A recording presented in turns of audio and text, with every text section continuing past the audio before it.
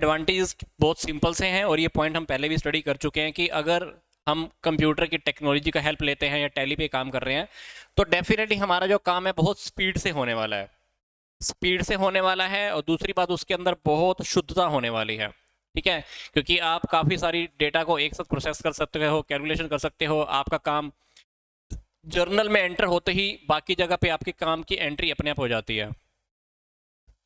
दूसरी बात, शुद्धता की बात कर रहा हूं क्योंकि आपने स्टार्टिंग से काम सिस्टमेटिक तरीके से किया है और सिस्टमेटिक तरीके से सॉफ्टवेयर बना हुआ है, तो डेफिनेटली पूरी शुद्धता रहने वाली है। गड़बड़ होने की संभावना ना की बराबर है।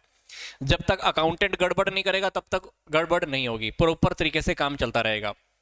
फिर बात आती है रिलायबिलिटी। आप टैली के अकॉर्डिंग जो भी काम करते हो ना, उसके ऊपर पूरा का पूरा विश्वास कर सकते हो, रिलायबल है। और ये सिस्टम कभी भी थकावट फील नहीं करता, बोरिंग फील नहीं कर सकता, सेंसिटिव नहीं होता। तो इसलिए इसके अंदर कोई थकावट वाला काम तो है नहीं। कभी कभी क्या होता है ना कि इंसान थका हुआ है तो उसने कोई ट्रांजैक्शन लिख दी, कोई ट्रांजैक्शन रहेगी तो वहां पर गड़बड़ होने के चांसेस ज़्यादा रहते हैं। आप विश्वास कभी कभी नहीं कर सकते। अब कंप्यूटर है, टैली है, आपने 1 सेकंड में अकाउंट को, सिस्टम को, किसी को रिकॉर्ड कर दिया, ट्रांजेक्शन रिकॉर्ड कर दिया, तो आप इस चीज़ के ऊपर विश्वास कर सकते हो। फिर बात आती है अप टू डेट इन्फॉर्मेशन। इसमें जो इन्फॉर्मेशन रहती है वो अप टू डेट रहती है। आप हर ट्रांजैक्शन के बाद अगर चेक करना चाहो तो ट्रायल बैलेंस या कुछ भी आप चेक कर सकते हो। ये चीज़ें पूरी की पूरी अप टू डेट रहती है। जैसे मैं आपको लास्ट परसों वाली क्लास में क्या बता रहा था कि जब मैंने एक टैली पे एक्सेल में एक शीट बनाई थी तो वो हमेशा अप टू डेट रहती थी। तो वैसा ही यहाँ पर है, हमारा सिस्टम पूरा अप टू डेट रहता है। आपने एक ट्रांजैक्शन भी की तो उसका इम्पैक्ट पूरे के पूरे सिस्टम के ऊपर आ जाता है। तो हमारा सिस्टम जो आए अप टू डेट रहता है, कहीं से भी आप डाटा पे ट्राई कर सकते हो।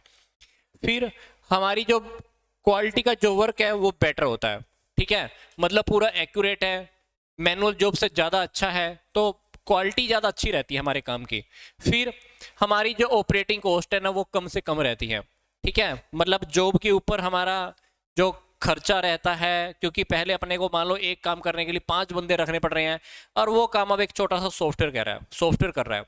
तो टैली आपने सॉफ्टवेयर अगर लिया हुआ या परचेज किया हुआ, लाइसेंस लिया हुआ, तो वो आपकी कॉस्ट बहुत कम आती है। फिर हमारे जो इम्प्लॉइज है उनकी एफिशिएंसी भी इंक्रीज होती है।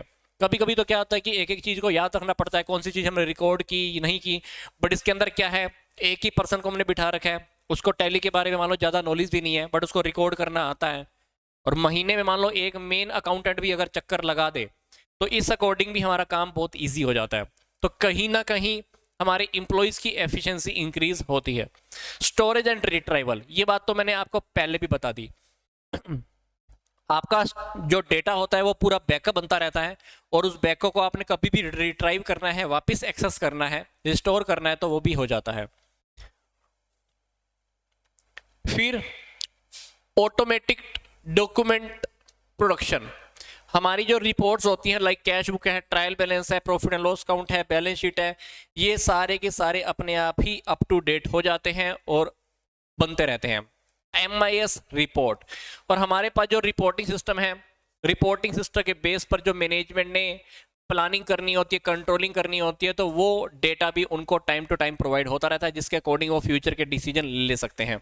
फिर डेटा को आप चाहो तो शेयर कर सकते हो। मान लो आपने टैली का सॉफ्टवेयर डाला हुआ है, उस टैली के सॉफ्टवेयर के साथ आपने लैन केबल लगाई हुई है या कहीं पर और उसका एक्सेस आ रहा है, तो आप टैली चला तो एक कंप्यूटर पर रहे हो, उसको किसी फर्दर अदर कंप्यूटर के ऊपर भी उसको यूटिलाइज कर सकते हो, चला सकते हो।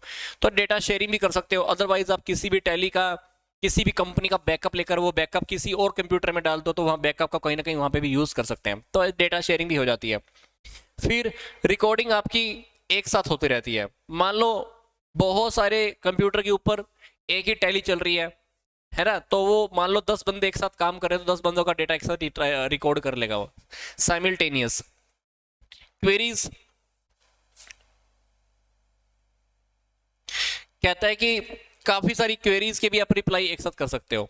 फिर वर्क्स एज मोटिवेटर, कहता है कि जो इंसान सॉफ्टवेयर का यूज कर रहा है, टैली का यूज कर रहा है, स्पेशल जॉब का यूज कर रहा है, वो काफी ट्रेंड होते हैं अपने काम के अंदर, तो वो ज्यादा मोटिवेट भी फील करते हैं। ऑनलाइन फैसिलिटी, तो यहाँ पर मैंने आपको पहले बताया था कि यहाँ पर जो टैली की जो फैसिलिटी है वो ऑनलाइन भी रहती है, आप उसको रिकॉर्ड कर सकते हो।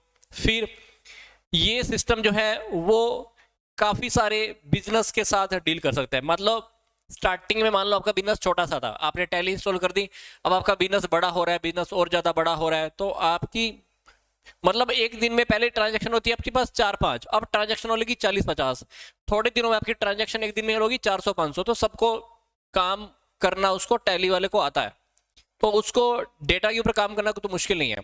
बट अगर मैं एक अकाउंटेंट की बात करूं, अगर उसने मैनुअली काम करना था, स्टार्टिंग में ट्रांजैक्शन होती थी मान लो 10-20, दिक्कत नहीं आती थी, फिर होने लगी 40-50, दिक्कत थोड़ी कम, दिक्कत बढ़ गई थोड़ी सी, फिर ट्रांजैक्शन होगी 400-500, तो आपको हो सकता है कि 4-5 अकाउंटेंट और भी रखने पड़े। बट टैली के अंदर ऐसा नहीं है। टैली के अंदर बिजनेस अगर बड़ा भी हो रहा है ना, तो वो भी सारी ट्रांजैक्शन को एक साथ उठा लेगा, तो वहां पर अपने को कुछ ज्यादा प्रॉब्लम क्रिएट नहीं होती है। फिर सिक्योरिटी फीचर भी है, आपका डेटा कोई एक्सेस ना कर ले, आपके पास ही पासवर्ड रहे, तो ये सारी चीजें कहीं ना कहीं टैली के अंदर लगी होती हैं। कंप्यूटर के अंदर पता है आपको, जैसे आजकल मोबाइल के अंदर पैटर्न लॉक होते हैं, वैसे टैली के अंदर भी सॉफ्टवेयर होते हैं। टैली के सॉफ्टवेयर के अंदर वैसे ही पासवर्ड लगे होते हैं, तो पासवर्ड जिसके पास होगा वो ही एक्सेस कर पाएगा। तो टैली के पासवर्ड भी अलग अलग होते हैं। मान लो आपको पासवर्ड लगाना है ऐसा कि उस डेटा को मान लो 5 लोग यूज कर पाए, तो ऐसा भी होता है। कभी कभी ऐसा होता है कि उसको डेटा को कौन कौन एडिट कर पाए ना कर पाए, तो पासवर्ड इस तरीके का भी होता है। तो वो सिक्योरिटी फीचर भी काफ़ी अच्छी है। बट मैनुअली सिस्टम में तो ऐसा कुछ नहीं है। मैनुअली सिस्टम में तो मान लो आपके अकाउंट्स की बुक्स कहीं पड़ी हुई है, कोई छेड़खानी कर दे, या रकम के ऊपर कुछ पेन फेर दे, या किसी आइटम को चेंज कर दे, किसी अमाउंट के ऊपर चेंज कर दे, तो वहां पर आपको दिक्कत आ सकती है। बट इसके अंदर ऐसा नहीं है, पूरा का पूरा सिक्योरिटी फीचर है। आपकी परमिशन के भी अगर आप चाहते हो पासवर्ड लगाना, तो आपकी परमिशन के बगैर कोई एक्सेस नहीं कर सकता। तो ये छोटी छोटी बातें हैं। अब बात करते हैं, हमारा जो मेन टॉपिक स्टार्ट हो रहा है, जो टैली ERP 9 है। इस टॉपिक से पहले हमने क्या क्या स्टडी किया? सिंपल सिंपल सी बातें। कंप्यूटराइज अकाउंटिंग सिस्टम क्या है, मैनुअली सिस्टम क्या होता है, दोनों में डिफरेंस क्या है, फिर हमने स्टडी किया उसके एडवांटेजेस क्या हैं, है ना। तो ये छोटी छोटी बातें बेसिक्स थी, समझनी बहुत जरूरी थी। अब हमारा मेन टॉपिक स्टार्ट होने जा रहा है।